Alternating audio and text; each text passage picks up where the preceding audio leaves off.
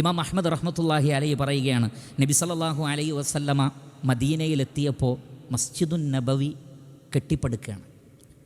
അങ്ങനെ മസ്ജിദുൻ നബവി പടുക്കുമ്പോൾ കുന്ന നഹ്മിലു ലബിനതൻ ലബിന.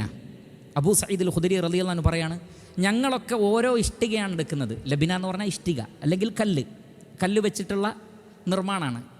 ഞങ്ങളെല്ലാവരും, എത്ര സ്വഹാബികളുണ്ട്, കരുത്തന്മാരുണ്ട്, എല്ലാവർക്കും ഓരോ കല്ലുകളാണ് എടുക്കാൻ പറ്റുന്നത്. എന്നാൽ അമ്മാറുബിനു യാസിർ റളിയല്ലാഹു അൻഹു യഹ്മിലു ലബിനതൈൻ 2 കല്ലുകളാണ് എടുത്തു വെച്ചിട്ടുള്ളത്. വലിയ ഭാരമുള്ള കല്ലുകളാണ്, എല്ലാവരും ഓരോന്ന്. പക്ഷേ അദ്ദേഹം ഈ 2 കല്ലുകളാണ് എടുത്ത് തൻ്റെ തോളിൽ വെച്ചിട്ടുള്ളത്. ഫറആഹു റസൂലുള്ളാഹി സ്വല്ലല്ലാഹു അലൈഹി വസല്ലം, അള്ളാഹുവിൻ്റെ റസൂൽ അദ്ദേഹത്തെ കാണാണ്. ഫജഅല യൻഫുലു തുറാബ അൻ, അദ്ദേഹത്തിൻ്റെ ശരീരത്തിൽ നിന്ന് പൊടി ഇങ്ങനെ തട്ടിക്കൊടുത്തിട്ട്, കാരണം കല്ലിങ്ങനെ വഹിക്കുകയാണല്ലോ, ശരീരത്തിലൊക്കെ മണ്ണായിട്ടുണ്ട്. ആ മണ്ണൊക്കെ നബി സല്ലല്ലാഹു അലൈഹി വസല്ലമ തൻ്റെ കൈകൾ കൊണ്ട് ഇങ്ങനെ തട്ടിക്കൊടുത്തിട്ട് പറയാണ്, യാ അമ്മാർ, ഓ അമ്മാർ, അലാ തഹ്മിലു ലബിനതൻ കമാ യഹ്മിലു അസ്ഹാബുക്. താങ്കളുടെ കൂടെ വർക്ക് ചെയ്യുന്ന മറ്റുള്ളവരൊക്കെ ഓരോ ഇഷ്ടികയല്ലേ എടുക്കുന്നത്, താങ്കൾക്കും ഒന്നെടുത്താൽ പോരെ, എന്തിനാണ് 2 എണ്ണം എടുത്ത് ഇങ്ങനെ ബുദ്ധിമുട്ടുന്നത്?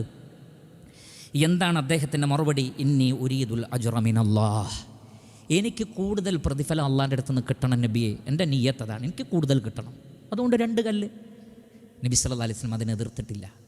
നമ്മളൊക്കെ എങ്ങനെ മറ്റുള്ളവരൊക്കെ എടുക്കട്ടെ, ഇങ്ങനെ മെല്ലെ മെല്ലെ വലിഞ്ഞു നിൽക്കല്ലേ ചെയ്യുന്നത്? അങ്ങനെയല്ല വേണ്ടത്. ദീനിൻ്റെ കാര്യത്തിൽ, മസ്ജിദുകൾ നിർമ്മിക്കുന്നതിൽ, അത് പണം കൊണ്ടാണെങ്കിൽ എല്ലാവരും കൊടുക്കുന്നതിനേക്കാൾ കുറച്ചെന്നല്ല. എല്ലാവരും 100 ആണോ കൊടുക്കുന്നത്, ഞാൻ 200 കൊടുക്കും. എല്ലാവരും 1 സെൻറ്റാണോ, ഞാൻ 2 സെൻറ്റ് കൊടുക്കും. അതിനൊരു മുസാബക്കത്തിൻ്റെ മനസ്സ് വരണം.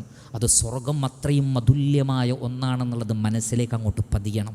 ജീവിതം നിസ്സാരമാണ് എന്നുള്ള ആ ഒരു യാഥാർത്ഥ്യം തിരിച്ചറിയണം. അപ്പോഴേ നമുക്ക് ഈ മത്സര ബുദ്ധി വരികയുള്ളൂ. എല്ലാം മറ്റുള്ളവർ ചെയ്യട്ടെ എന്ന് കാത്തിരിക്കുന്നവർ യഥാർത്ഥത്തിൽ അബദ്ധമാണ് ചെയ്യുന്നത് എന്ന് നമ്മൾ മനസ്സിലാക്കണം.